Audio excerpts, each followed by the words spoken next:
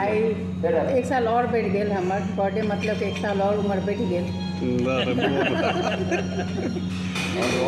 Happy birthday दीदी। Thank you.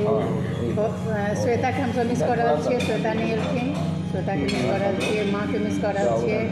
ठीक। और सब हमसब गुनगुन अछि पास में, गुनगुन अछि,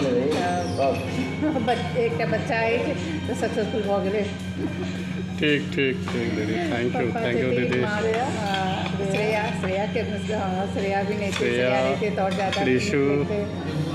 हाँ ऋषु के तो समान है, लेकिन श्रेया के चलिए, लेकिन ये होकर ट्रेन भऽ गेलै, वो कही चलिए कि मेरा मतलब मैं तो चली जाऊँगी, तुम्हारा पहले से प्रोग्राम बनाई थी। एक और बार है ना, एक और बार है हिरो मौका भेटतै दीदी, ठीक छै, सब गोटा संगे रहबै ना, तू सब साथ में आबि गेली, नीक लागि रहल छै। ठीक ठीक ठीक। थैंक यू सबके। श्वेता अहाँके ड्यू रहल।